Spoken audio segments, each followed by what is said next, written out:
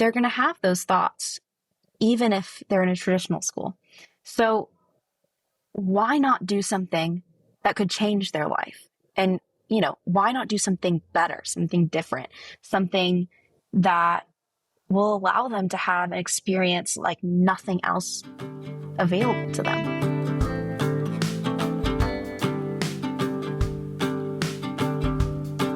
Hello and welcome back to the Hannah Frankman podcast. On today's episode, I'm speaking with the author known on the internet as Austin Scholar, whose real name is Kate.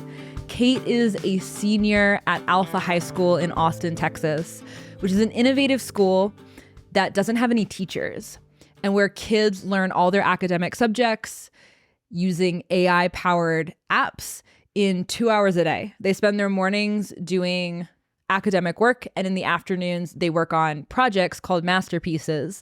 And Kate's masterpiece is her newsletter called Austin Scholar, where she writes about her experience growing up inside of a very innovative schooling model, and where she writes advice to parents from the teenager's perspective about supporting in their kids' growth and education.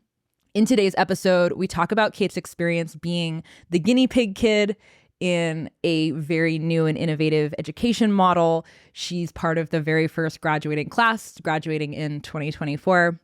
We talk about her love of reading and writing and poetry and how those things have remained intact through her schooling experience instead of being crushed the way so many kids experience when they go through traditional school. We talk about her first forays into entrepreneurship as a fifth grader and how parents can help support their kids' entrepreneurial endeavors. And we talk about Kate's experience using social media as a teenager and some of her thoughts around how she's been able to use social media constructively and how she might encourage other teenagers to do the same. It's always really fun when I get to have someone actually going through an alternative schooling model on the show. And I really hope that you enjoy listening to Kate and I's conversation. Kate, Austin Scholar, welcome to the podcast. Thank you so much. I'm so happy to be here. I'm so happy we're finally doing this. We've talked about this for a while, and I've been so looking forward to digging into. There's so much. I mean, I read your newsletter every week, so there's lots that I'm already very familiar with about your story and the work that you've been doing. But there are so many pieces of your backstory that I'm excited to get into. So we're going to have a lot of fun here. Awesome. I'm so ready. Let's start with a little bit of backstory for those who have not yet had the pleasure of reading the Austin Scholar newsletter. Can you give like the very short, just like summary of where you go to school, what you're up to, what makes your story different, and then we'll get into the weeds of everything that you're working on. So overall, high-level summary. I haven't had a teacher since the fourth grade. I transitioned to an alternative school where we learn exclusively through online adaptive AI-powered apps. And these apps actually allow students to learn the academic content in just 2 hours a day. And so that opens up the rest of the day to learn life skills and to work on like masterpiece level projects and to do really, really cool things. And so, that's that time that learning on my own has given me has allowed me to create my newsletter, grow my audience, meet cool people, while still, maintaining my high academic standards. In the fall, I'm going to Stanford and I'm very excited about it. And, can't wait to see where my journey will take me then. But yeah, that's kind of the overview of who I am. And the project that you're spending all of your extra time freed up by not being stuck in a classroom all day. The project you're working on is the Austin Scholar newsletter, yes, which I will absolutely be plugging in the show notes because if people have not already seen it, they'd have to check it out as context for the conversation that we are about to have. But you've basically spent the past few years positioning yourself as a resource for parents on not just how to educate their kids, but also how to communicate with their teenagers and like giving them insights on what's going on inside their teenagers' heads. You developed this like very specific brand angle, which in and of itself is very impressive because that makes like most adults have a really hard time doing that. It takes forever to figure out a branding angle, and you've got such a great one that you've developed. I know you've written about this a little bit in the early days of your newsletter, but can you talk a little bit about why this is the project that you decided to work on? So, I've always loved writing. I was one of those kids who I would sit with my friends all day and we would make up and write down these stories of, us getting superpowers and, having to solve a spy crime and, all of these like huge fantastical, completely idyllic, stories that only a fifth grader can create. And so I've loved writing forever. And so I knew I wanted to spend my afternoons, I wanted to spend my extra time doing something in writing. But one of the things I really, really value is helping people and being able to provide value in other people's lives. And so the thing that I know best, the thing that I have experienced that's different than anyone else is being in this alternative education space for, 8 years now. And so that's where I came up with the idea to write, there's the writing, write a newsletter about my experience in alternative education and my experience as a teenager in today's world. So I could provide value to parents, to educators, and hopefully impact families and, make the world a better place. And so that's why I came up with my masterpiece, because it kind of combines both what I love and what I'm good at, which is, where I can provide value. So, yeah.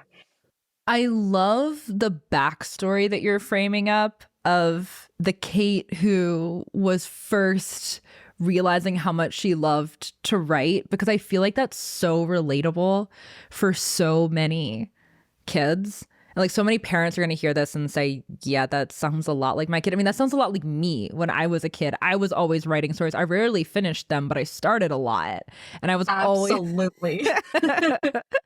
finishing them, different skill comes later. Yeah, exactly. But I was always coming up with crazy fantasy stories that I was, getting a new notebook so I could, this one was going to be the novel that I finished, and I was going to, publish it and be the youngest writer to ever publish a fantasy novel or whatever. Or I'd, take, lay out all my toys on the living room floor and like play out some crazy fantastical story that I was inventing. A lot of kids have that. A lot of kids lose that as they get more and more bored inside of school, or they feel like the only kind of writing that they ever do is work, and they forget that it can be fun like that. But a lot of kids also, it's hard to figure out how to draw those through lines between the things that you're innately interested in and projects that you can actually do, or things that you can do that would be useful to other people. Like there's a level of entrepreneurial thinking that gets stacked on top of the creativity. And I want to really dig into your process around that, because I know it's, over the course of years, it has evolved. I know it's a thing you've spent tons of time thinking about. But I think a lot of parents see what you're doing. They're, would love to be able to encourage their kids through a similar process, but it's not always obvious what the progression is. So talk me through a little bit. So you loved coming up with stories and writing stories when you were like a fourth grader, a fifth grader. What happened next in your evolution as a writer, and also like learning how to think a little bit entrepreneurially about not just what you were interested in, but what other people might want to read? So I feel like there's kind of multiple influences that created, the writer that I am today. Kind of to start with one. So, I currently go to Alpha High. And one thing that the Alpha School really, really emphasizes is building a business. There's a check or an assignment that all of the kids have to do. When I was in fifth grade, it was you have to make $200 building a business, and so we went to Acton business fairs, and we had workshops on building a business. My parents always supported my various lemonade stand slime business. The whole little kid entrepreneur idea. And so it was kind of all of that led me to kind of have this mindset of how can I provide value to people. And the other part of it was really that I had experienced this. I knew I was experiencing something different than what a normal kid might experience. And so it was my educational journey has kind of created value in and of itself. And so I think that's something that I do try to emphasize in my newsletters, is like helping your kids have these unique, new, straying from the path, non-traditional experiences. It gives them ways that they can provide value to other people. And I think that is really, really incredible. And I'm thankful for my parents for helping set me up on this journey, because I wouldn't be here today without it. And then finally, the last thing that actually I believe helped me write my newsletter. I don't think I would have been able to, share parts of myself and write anecdotes every week and everything like that. So when I was in ninth grade, I've written about this before. I had some, mental health struggles and everything. But part of, going through all of that is you become very self-reflective. There are a ton of journaling assignments that you do in therapy, and, talking through just the way you think and your own experiences in life. And I think that has certainly allowed me to be reflective on my own experiences, pick out the stories that will be most interesting, and create, empathy and value, because I'm telling my story. I'm telling who I am because I've had, this experience in deep, deep self-reflection. And so I think, my school's focus on business and helping kids start whatever business they could possibly dream up, my self-reflection and, just the fact that I have such a unique experience is what kind of created that ability for me to write something that I found valuable. And kind of on the piece about, that most kids get disillusioned about writing. I mean, the reason that I still love writing is because I read. I read for fun. I read because it makes me happy. And so that has, instilled in me the idea that no matter how many essays I have to write, writing and words are fun and playful and exciting. And so that is definitely what has, kept me going in the writing area, just my love of reading. So anyways, that was a kind of a long-winded answer, but I hope that answers everything. No, that's all great. Can you talk a little bit more? So I love that one of the challenges that you had to go through was make $200 in a business when you're very small, and $200 is a very large amount of money. It's a fortune. What was your business? So I think probably the one that was hardest for me, the business that was hardest for me, there was a period of time where I really wanted to be a chef.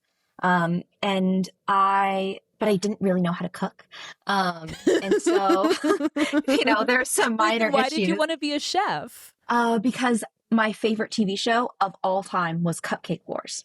I was that's absolutely obsessed with. I watched every single season on Netflix 20 million times. I think my mom had to watch obsessed with that show. And so I really, really, really wanted to be a chef. because of Cupcake Wars. And so then came, it was time for me to do my build a business check. And so I but I wanted to be a good chef. I didn't want to be like a lame chef. I wanted to be a good chef. And so, my business was that I was going to learn how to cook a full-on 3-4 course meal, for, a group of adults, that had to pay, I can't remember what it was, $50 for the whole meal. And they had to sign off and check that it was better than, that my meal was better than the one that they would have gotten at Perry's or another like high end, like steak restaurant in Austin. And so I spent a really, really, really long time cooking dinner for my family. I think they got so tired of having steak. I had I had menu options too: Caesar salad or wedge salad, 5 different sides, a shrimp cocktail, obviously the steak, cooked any temperature, which my meat thermometer broke. It like ran out of battery the day of the event. When I tell you that now I'm prepared for anything, I have to prepare for my meat thermometer to break now, because of that experience. I'm in like fifth grade and I'm doing this. It's a little, I'm, really tiny and really learning things about businesses, about the unexpected and everything like that. So anyways, I practiced cooking this meal over and over and over again. And by the end of it, I bring all the adults, I recruit my friends, we're all little waiters. My meat thermometer breaks, I'm freaking out, but I'm like, I know how to do this. I can fix it. I can fix it. And so, I ended up, finishing the meal. Everyone loved it. I had my fancy little dessert. That was basically chocolate and Oreos because, again, I'm in 5th grade and love chocolate and Oreos. So obviously dessert. And they all ended up signing off that they thought that it was better than what they would have gotten at Perry's. And to be fair, these are some like critical adults. Like I'm not totally sure. Of course I was in 5th grade. They were probably like, oh, I really want to pass you.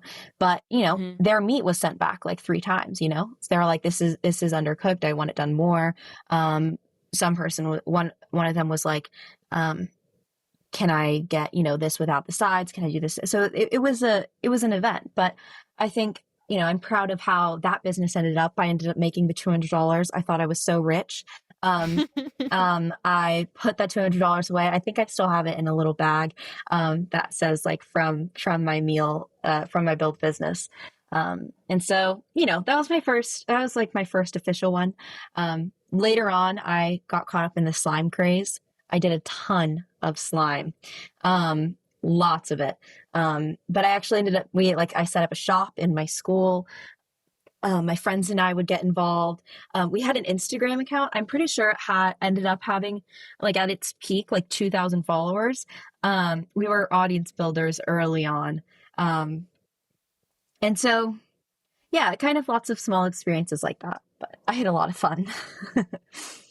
How much did that light a fire of entrepreneurship in your belly? Like, did that make you want to go out and build more businesses and make more money? And did it start you thinking creatively about how to do that? Yeah, well, by the end of the cooking experience, I was really tired of cooking and I did not cook for my family for a really long time after that. You're like, maybe not a chef. Maybe that's not. I love Cupcake Wars, but I think I'll stay a spectator. But, I did after that go off and do slime. And then of course, later on, I did my newsletter. I think it made me proud that I had made something valuable. I'd made something good. And that has kind of been, what I strive to do every single day is create something that other people, find value in and other people enjoy. And so, as unrelated as cooking is to what I do now, I think that the same idea of I want to make people feel good. I want to, improve their day. I want to provide value to them. That's still stuck with me. And that still inspires me every single day to, keep doing what I'm doing. So I want to talk a little bit about your experience actually starting the Substack. Because even if you had experience under your belt building businesses, it's very different to put your ideas out in public where anyone can see them.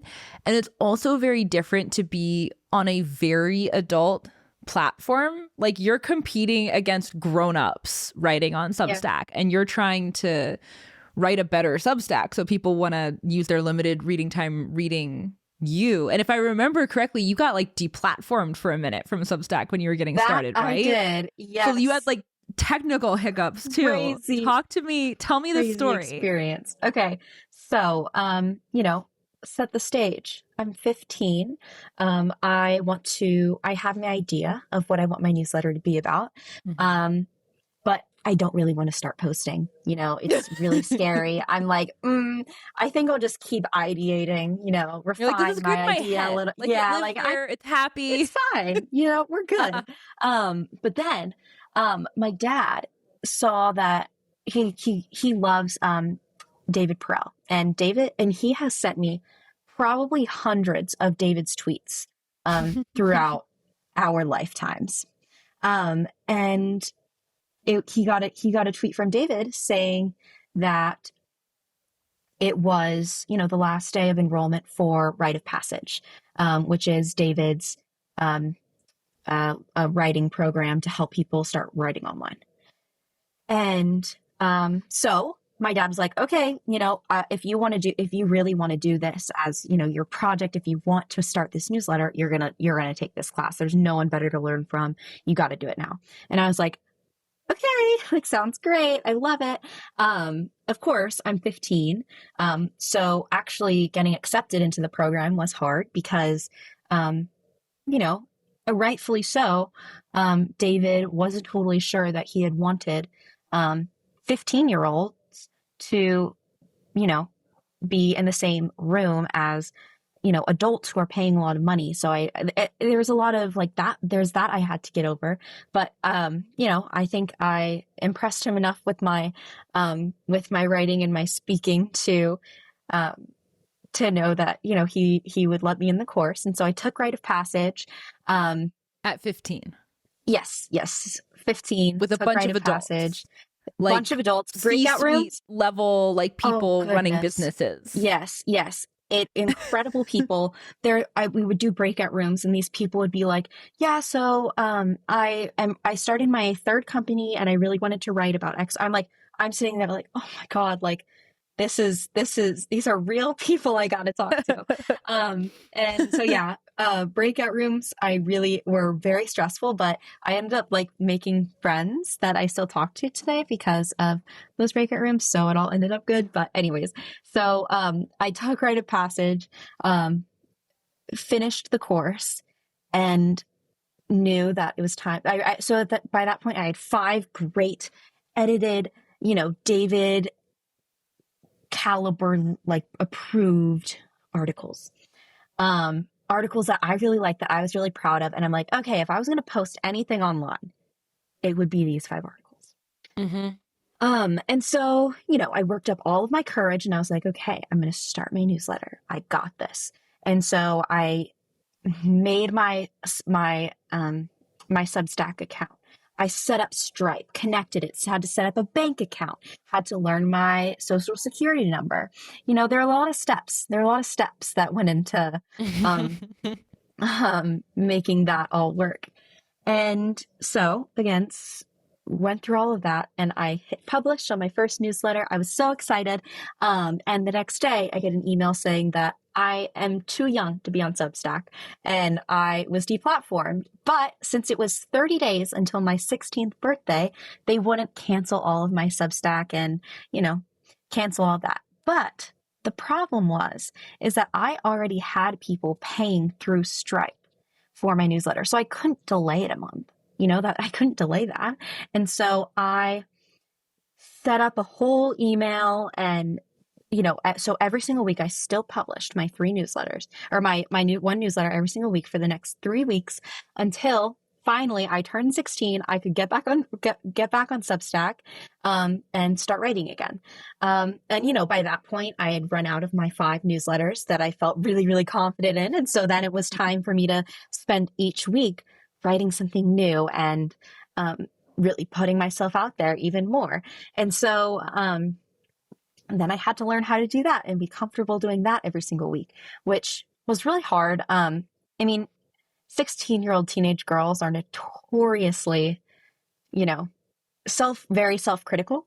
And that was definitely something, and that was definitely something that was hard for me. And so, it took a while for me to feel confident in my posting every single week.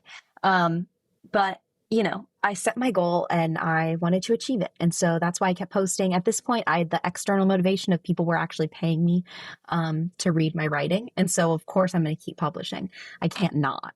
And so, anyways, it was kind of all those factors, and that led to me actually, growing my newsletter to what it is today.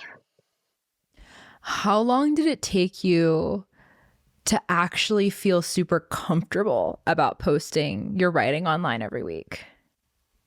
Probably 3 months-ish. So newsletter number 9 or number 10, number 9 or 10, is Let Teenagers Take Naps. And it was the first piece that I was able to kind of just like rant about how I was feeling, but word it in a way that like provided value to people. And that's kind of when I really started having fun writing my newsletter, because before it was a little stressful, writing it is hard. And I was like putting myself out there, but I was exhausted that week. I was in 10th grade, taking 3 AP classes, struggling in all of them. And I was just exhausted, right? Starting my newsletter, I was exhausted. And I was just like, I feel like I need to go to sleep. I feel like I need a nap. But teenagers are so often shamed for sleeping in late or, taking a nap. And they're called like lazy for doing that. And so I was like, I am not being lazy. I am just exhausted. And so, that made me actually want to write my piece. And so from there, it kind of became like inspiration, like my newsletters became very inspiration based. 2 weeks ago I was skiing, and I become introspective when I ski because it's just a lot of time by myself, just listening to the wind. And so I was just talking to myself about, why I love skiing so much, because I fall a lot. I'm not perfect, but I'm willing to go out there, ski right under the lift, and just have fun with it. And why is that? And so that kind of created like my growth mindset newsletter. And it's just became fun when it was just about what I was thinking that week. And actual things that I'm going through or thinking about or talking to my friends about or experiencing at that very moment, it became really fun to write about them. Today's episode is sponsored by my friends at the John Galt Mortgage Company. My friends Mitch and Tim launched the John Galt Mortgage Company last year after spending years working in the real estate world and realizing that mortgages are way more expensive than they need to be. Most people don't realize how much extra profit is baked into the cost of a mortgage. Most real estate agents don't even know. So Mitch and Tim decided to build a new kind of mortgage, one where they voluntarily cap their profit on every transaction. And by lowering their commission, they pass the savings on to you, the buyer, in the form of a lower interest rate than what everyone else is charging. I talked to Mitch and Tim just the other week, and they told me about multiple examples of customers who are saving literally hundreds of dollars a month on their mortgage payments compared to what they would be paying with a traditional lender. Mitch and Tim are old friends of mine who believe in economic liberty, entrepreneurship, and financial independence. They also named their company the John Galt Mortgage Company, which tells you everything you need to know about them. If you're in the market for a house, you can find out more about what they're doing at www.johngaltmortgage.com, or you can find a link to their site down in the show notes. Okay, back to the interview. social media has also been a big part of your newsletter distribution strategy, and also just your own, like, you know, you have all of these things that you want to talk about, and the newsletter is a great avenue for them, but you decided pretty quickly that Twitter was also a really good place to be posting about the things that you were interested in and getting involved in conversations about education. Can we talk a little bit about teenagers and social media? Because this is such a controversial topic, even for kids who want to use social media just as like a platform to talk to their friends, let alone using it to build a brand and expose them to people in public. Like anybody can see your stuff and comment on it. How do you feel about social media and kids? Like, how old were you when you started engaging with it at all? Like, not just as a, you know, more official content creator, but just like starting to get exposed to it. And what's your experience been like? So, the first social media I think I had was Musical.ly, and I don't think I ever scrolled on Musical.ly. I just made a bunch of Musical.lys because it was fun and I did them with my sister. I don't think I even know what that is. It was TikTok bought it. It's like a dancing app basically. And so my sister and I would spend our afternoon like doing dances together. We would do it with our friends. So I'm not sure, and we would I would never actually post any of them. It was all drafts, you know, because I was really nervous because I was like, I'm going to be embarrassed by this later on in life. I know it. I'm not going to post a single thing. I'm just gonna have fun with my sister right now, and so I think I'm not totally sure I can count that as like my first social media experience, but I got Instagram a little later than my friends. It was later in middle school. And I am lucky in that I haven't experienced anything bad on Instagram. Really, all I use it for is to, you know, track milestones for myself, and, you know, just see. I love checking all of my friends who they went to traditional schools. They continued on that path when I left at Alpha. I love checking and seeing where they're all going to college and keeping up with them, seeing if anyone's going to be in the same area as I am. And so, you know, that's the only way that I use Instagram. I know other teenagers have definitely had a more negative experience with like the self-image and everything. But honestly, that really hasn't been mine. And so I get a lot of requests from parents to talk about like self-image and, you know, Instagram. And that genuinely just has not been my experience with it. But I do, of course, still recognize that it's, you know, it can hurt people. On Twitter, I have gotten a multitude of hate comments. However, the very, very first hate comment I ever received, it was basically just saying like, "Oh, you're terrible. Like I hate you. Like you suck. Your ideas are stupid." But it was from a porn bot, and I just read it and I was just like, "Who is saying this?" And it just made me laugh. And kind of from that, I don't know what it is, but that kind of made me just laugh at hate comments. I kind of just don't really take them to heart because my first one was a porn bot saying that my ideas were stupid.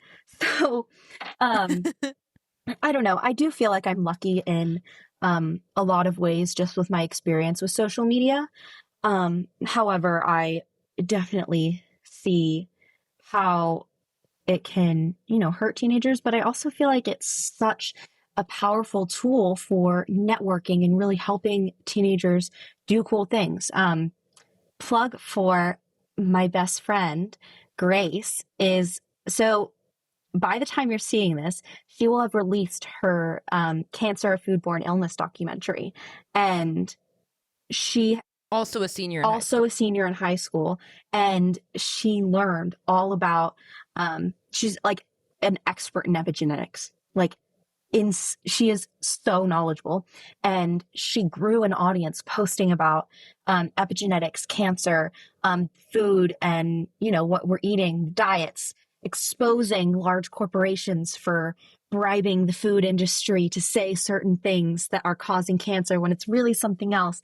It's incredible what she posts about and how she's grown her audience like that. And because of the audience that she's grown on Twitter, because of how, supported and inspired she was doing that, she was able to make this documentary that is incredible and could change lives, based on what she knows and what she's learned. And so, go watch it if you haven't.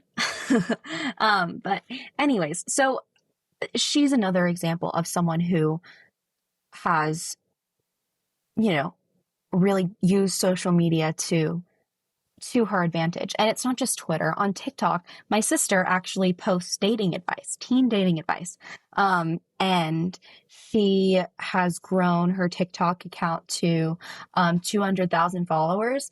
And because she has those followers, she created an AI date bot where it has all of her information from her second brain and gives kids dating advice. And it has, I think the last time I heard it was like 10,000 users on her date bot. And she's also releasing an app, that has like an AI version of herself. And it's just, it's really, really cool what kids can accomplish through the power of social media.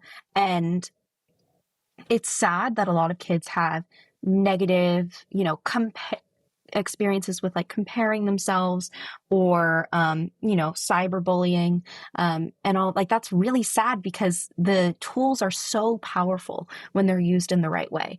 And so my overall thoughts on social media are more teaching kids how to use it instead of completely limiting it, because I think they are so powerful and can absolutely be used to help your kid and move them forward and, help them do really cool things.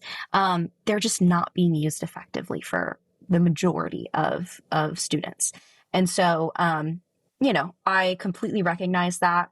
And I think that, if they're used in the right way, they can be incredibly helpful. So when you say that kids need to be taught how to use social media well, one, do you think that there's something to the argument that, like, if you just keep kids off of it and you treat it as a taboo secret thing, that they'll just like want to use it even more and they won't be prepared to use it, and so they're more likely to get addicted?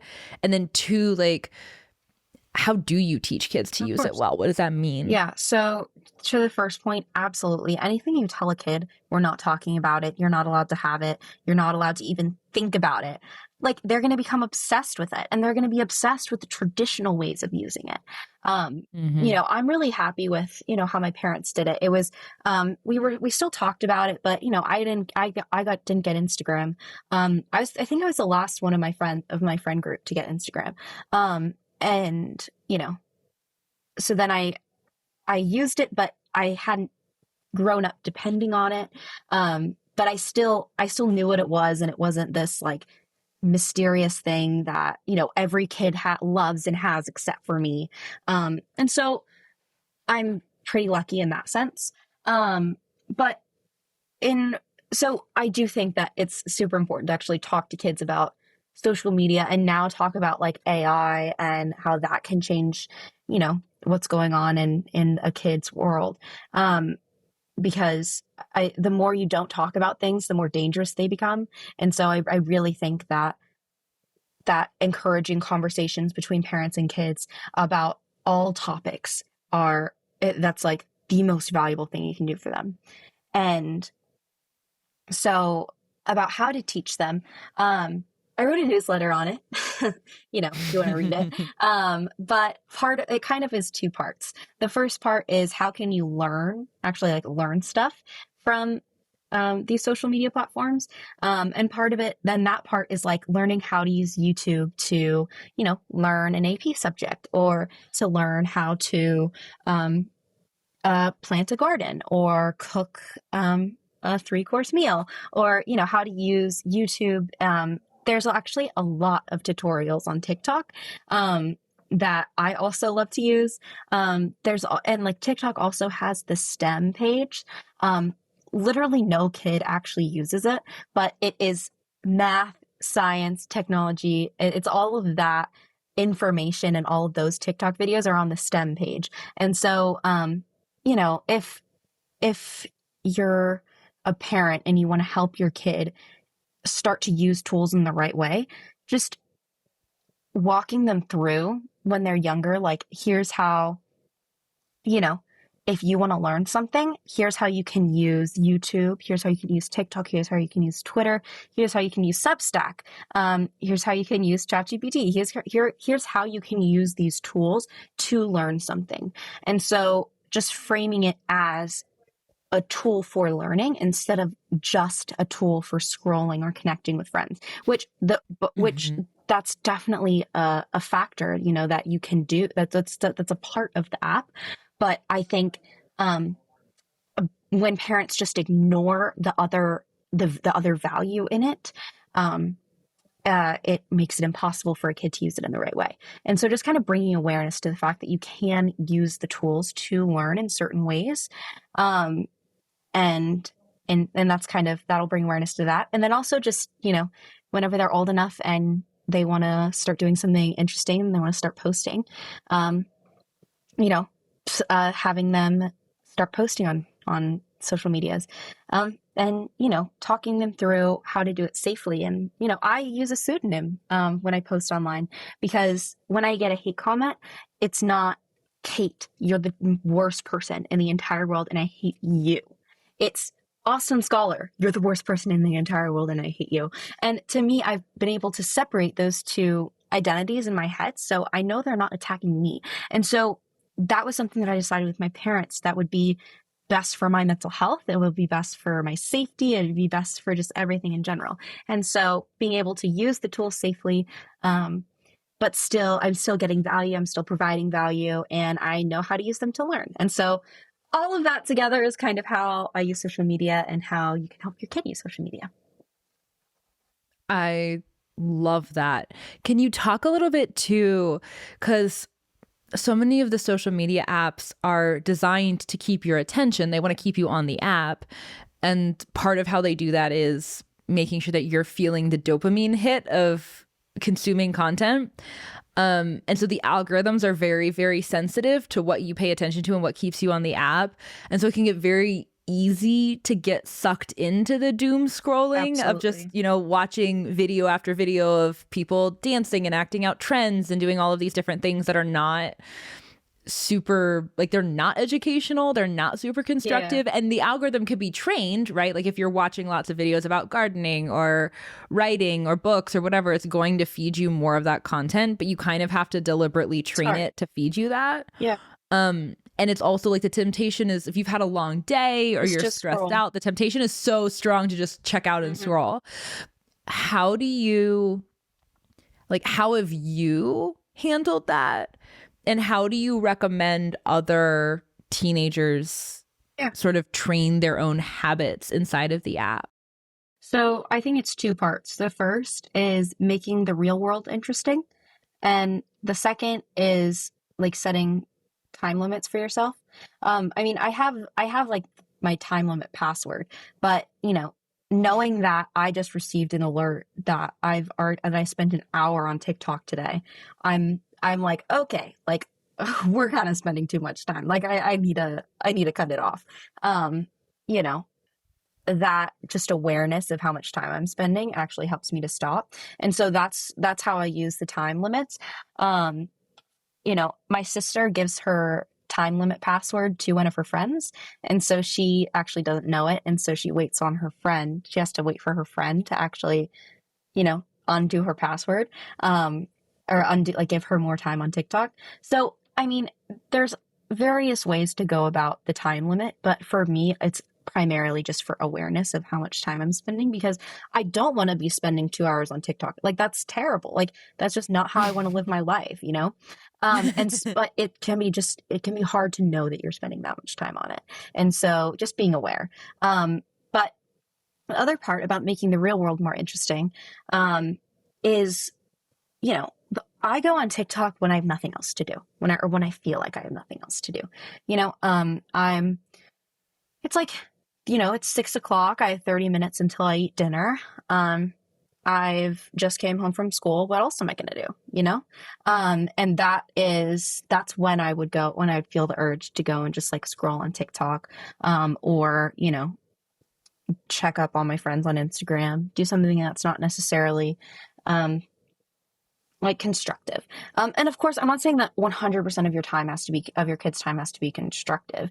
But when you have a 30-minute block every day, let's try and find ways to fill it that aren't TikTok.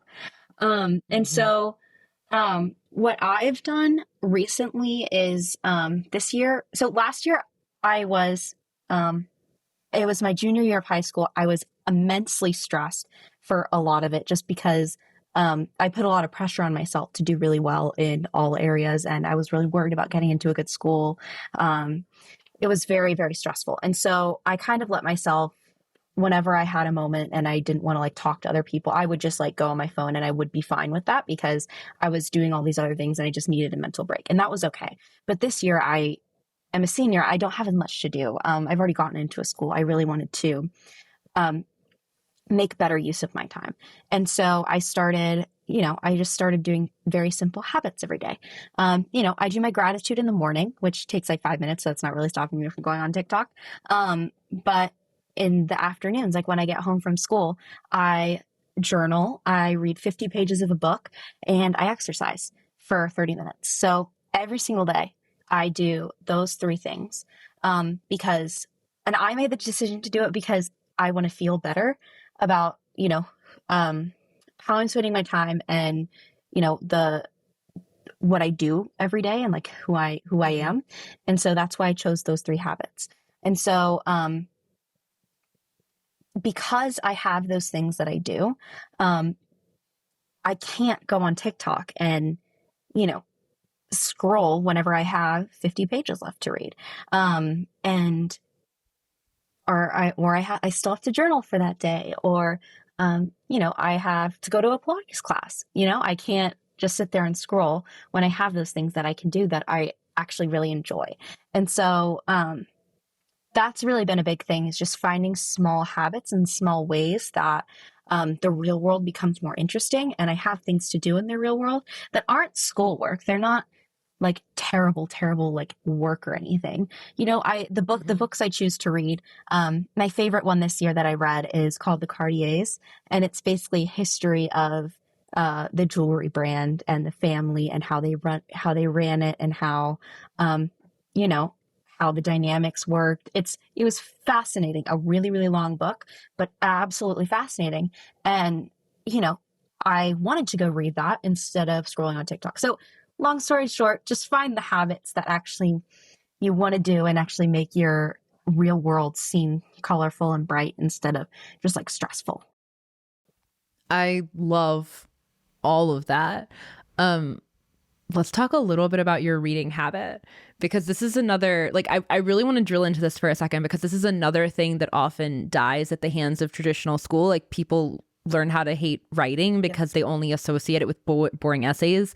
People also learn to hate reading because you just have to read boring school assignment books that you don't like. Did you ever have a point in time where reading felt like work and you had to kind of refine your love of reading, or has it always been a thing that you love spending time doing? So I have pretty much always loved reading, or at least loved the idea of reading. So slightly different from the act of reading sometimes. Agreed. So when I was in ninth grade, I read 125 books in 1 year. And so I mean, it's something that that was my choice. I chose to do that. I wanted to set that goal. And I did it, and it was really fun. I enjoyed every single moment of it. When I was in 10th grade, my goal was 50 books. I was like, okay, 125 was a lot. Let's just do 50. I had a lot to do. But last year, like I said, I was like really, really stressed all the time. And so when I had that free time, I spent it, taking a nap, sleeping, scrolling on TikTok, watching a show. Like I felt like it was hard for me to move from, reading about U.S. history and calculus and statistics and and my college applications and all of the things, and kind of go from that to reading something fun. It was hard for me to make that connection. However, it wasn't it wasn't that I knew reading itself was bad. I knew I was just, I was just stressed and I wanted something that wouldn't take any thought at all. And that just happened to not be reading. And so last year I totally I didn't read very much last year. I only read, I think, like 10 books last year, which, that's not really, that's not my goal. That's not really what I want to do. But of course, again, I gave myself grace last year because, of all the things I was doing. And so my reading habit for this year, I could have just said, 50 books. It could be anything anything I want to read about, whatever I felt like. But I feel like I felt like I wouldn't be fulfilled if, I read 125 books and they were all YA romance novels, which I agree for people who, if someone doesn't love to read already, then that's what they should read. They should read what they want to read. And I completely think that it's super important to have that. However, for me, what I needed was I wanted to feel like I was getting value in my reading time, but something that was also fun. And so, my goal was every other week I had to read a book of intellectual merit. And so, I would read a book from a series that, I was talking to my friends about. So like a cute little fun, easy read. And then the next week, what I'm currently reading, I'm reading the Poisonwood Bible right now. Barbara Kingsolver. Yeah. I'm what day is it? It's Tuesday. I'm 100 pages into it so far. What do you think of it? The writing is incredible. I think the characterization is also fascinating. It's very interesting that it's only from the perspective of the women and not the man. I think, well, also probably because his perspective is very predictable, which, I'm not sure what that says, but it's a beautiful story so far. And I think I can see how the book itself could cause, like, you might not want to read it because you like believe a certain thing about, you might think that it like is anti-Christian or anti-religion in general. However, I don't think that's what the book is saying. I think it's a lot of, it's pro the Bible, just, making sure that you're a kind person when you're talking about the Bible is kind of my interpretation of it so far. But it's absolutely fascinating, and I think really shows the value of listening to other people, which is hard to do sometimes. But yeah, no, I'm enjoying it so far. But again, only 100 pages in, so we'll see. I'm actually really curious to hear the report when you finish it. I love Barbara Kingsolver's writing. I think her stuff is great. So I would love to know what you think. A beautiful story so far. You also love poetry, yes, which is something that you've written about quite a bit in your newsletter, especially in the early days of your newsletter. You wanted to be a poet. Do you still write poetry? Talk to me about your love of poetry. Yeah. So, I am a huge poetry nerd. My gifts, like for my birthday, for 2 years, I've gotten at least 2 poetry books. So, I'm definitely, known as someone who loves poetry. I think it started, when when did it really start? So I loved reading poetry, when I had all of my mental health struggles, because I felt like I was able to really connect with poetry in that sense. When I was in 10th grade, I went to Oxford and I did a writing program there, and part of it was writing poetry. And that was the most fun I've ever had in my life. And so that made me actually really enjoy writing poetry itself. And so that is, I was in a, centuries old building, and, inspiration surrounded me. It was so fun to just sit down and try and write fancy words that expressed how I felt. It was really, really enjoyable. And so, my love of writing poetry kind of started there. And then I wrote for a few poetry competitions. I just thought it could be fun to enter the Scholastic one. I don't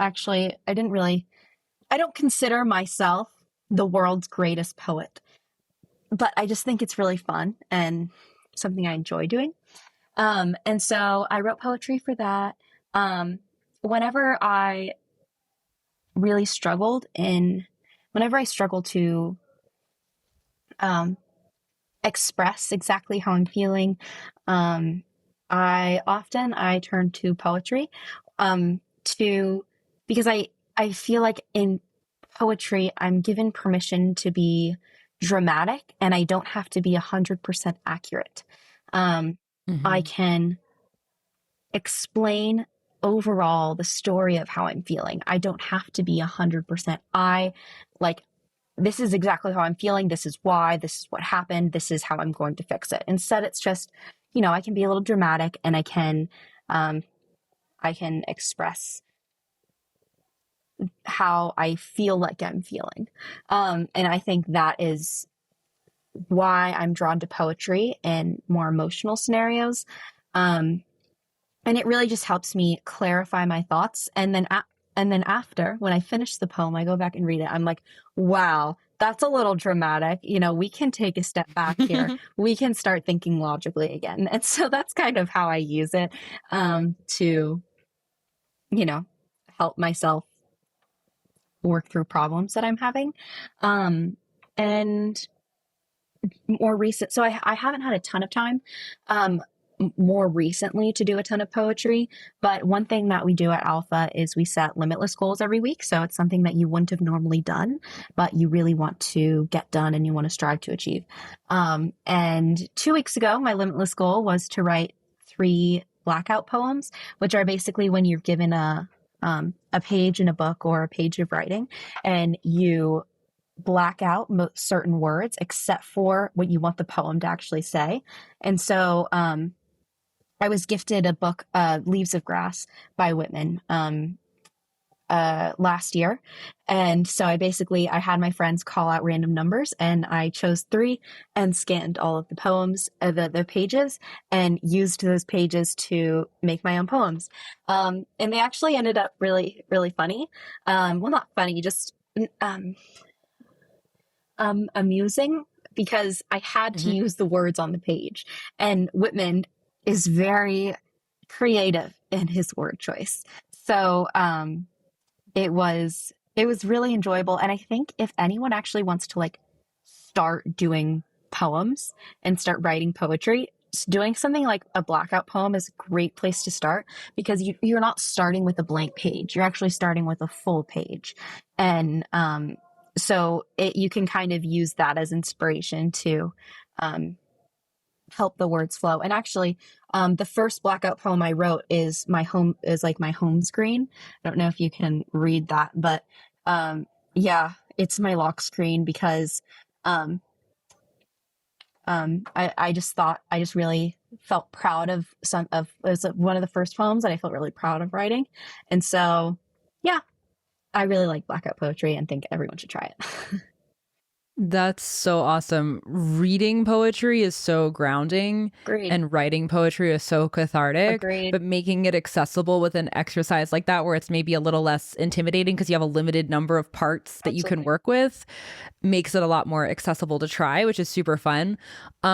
I also want to talk a little bit about, so you're basically a guinea pig kid at a brand new school. Your family was one of the founding families, like your parents and your friends' parents were the co-founders of Alpha. You've been there since you were in fourth grade.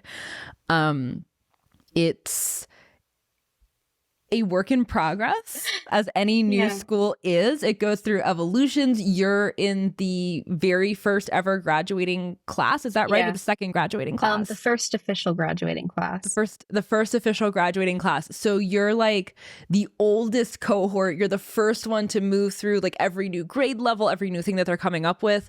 What has that been like? So a big part of it is it's been very uncertain because I'm doing this crazy alternative, new, random thing that, no one's really tried. No one's tested it before. And so, I'd be going through my math content on an app. I'd be working through it and I would just be wondering, am I actually learning anything? Is this working? And, early on, there were times when I totally would fail the standardized tests because I just wasn't used to the system yet. It was hard. Like I said, it's still a work in progress. So it's been really hard, it's been uncertain and that can be tiring. However, those are kind of the struggles that I've had as a guinea pig in an alternative education system. However, it's also very empowering and very freeing because I know I'm doing something that very few people have. Only 11 other people have done it with me before. And, I'm paving the way for, there are hundreds of other students in the Alpha program in Alpha School who are following in my footsteps. And it's so empowering, inspiring, and motivating to be someone who can help and guide people like that. And so I think, it's very empowering as well. And of course, the system works. Otherwise, I wouldn't be Austin Scholar if I did not believe the system works. All of my test scores, my acceptance into Stanford, that all confirms that what we're doing at Alpha, it works. And it's looking back, it's incredible to know that I am one of the people who is able to prove it to be true, to show other students that, that they don't have to be confined to a classroom, that they can do all of their academics in 2 hours a day and do these passion projects, meet really, really cool people and, be limitless without, so I can't remember where the beginning of my sentence started, but it's really cool. And I'm very, very proud of what I've done to help all of these people and help, show that 2-hour learning works. If you were talking to a parent that was thinking about starting a school of their own, and lots of parents do think about this, and they were maybe worried about their kids, like, is this going to be hard on my kid to be doing something that's like totally new? Is it going to be like, if I'm testing this out on my oldest child, is it going to be hard on them? Would you have any advice that you would give them or things that you would say as somebody who actually went through that experience yourself? Well, first off, it is going to be hard. But that's where you get the value from. If it were easy, then you wouldn't be doing anything of value, I love that. Of course it's going to be hard. I've cried a lot of nights because, I feel like I'm not doing enough, or I don't know if what I'm doing is actually working. But it's that mindset that I am doing something new. I can work through it. I know how to be independent. I know how to do something different. I'm not worried about being standard or fitting in to the traditional path. It's that experience and that mindset that actually allows someone to do something really cool with their life. And so, yes, it's going to be hard, but we actually had a workshop yesterday about goal setting, and it's really choose your hard, choose your hard. There's if oldest kids, usually perfectionists, put a lot of stress on themselves. Not trying to stereotype here, but it's a common occurrence, a common scenario. I mean, they're going to be stressed if they're in a traditional school about, oh, am I fitting in? Am I popular enough? Am I getting good enough grades? Will I be number one in this school so that I can get into whatever school I want to go to? They're going to have those thoughts, even if they're in a traditional school. So why not do something that could change their life? And, why not do something better, something different, something that will allow them to have an experience like nothing else available to them? And so, yeah, choose your hard. You can either choose the hard traditional path, or you can choose the hard unknown path. The two roads diverged. Which one do you choose? Do you choose the unknown road or the easy one? I love this. Okay, last question, because I know you have to go. I'm going to share links to your Substack, to your Twitter in the show notes so that people can find you. People should absolutely check out the Austin Scholar newsletter, Austin Scholar's Twitter. Can you give us a teaser on what's coming next for Austin Scholar? Because you've been writing about your high school experience for years now, but you're about to graduate. You're going to Stanford. Do you have a sense yet of what kind of content you're going to be creating or not creating once you're off to college? Yeah. So, I'm going to be continuing to write my newsletter. And I have 4 years of now I'm moving to a traditional system. And I believe I can now, once I'm there, I can provide true value on what is the difference. What's the genuine difference between learning through a traditional path and learning through an alternative path? And some more things that I can write about are, I've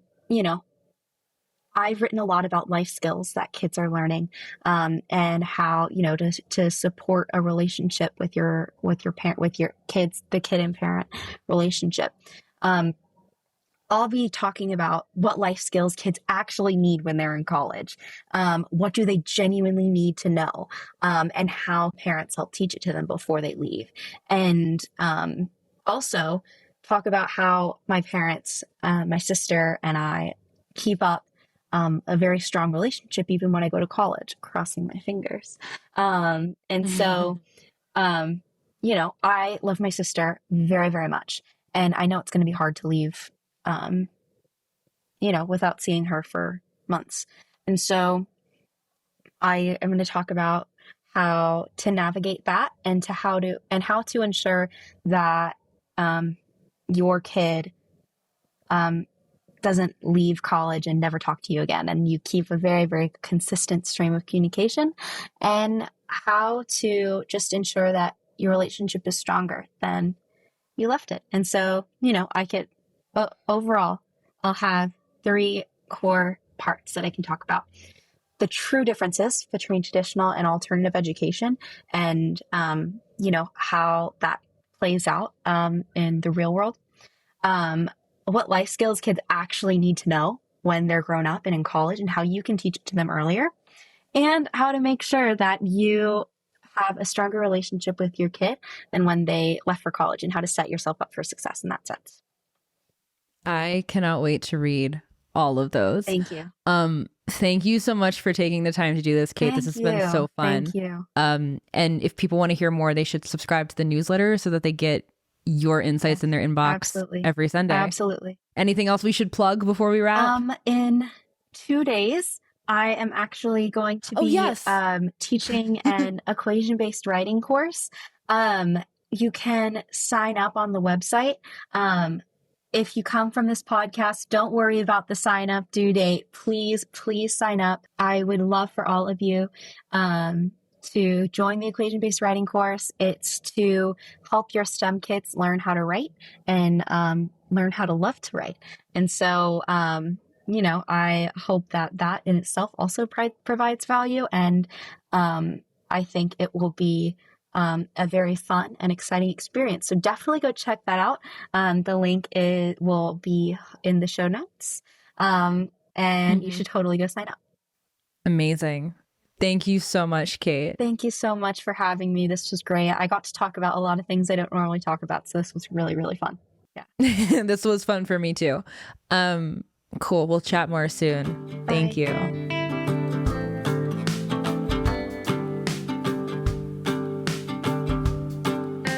All right, my friends, that is a wrap for today. Thank you so much for listening to today's episode. I hope that you found this valuable. Please leave a 5-star rating on Apple or Spotify. Please like the video on YouTube. And please don't forget to subscribe on whatever platform you listen to make sure that you don't miss next week's episode. Thank you so much, friends. I will see you next week.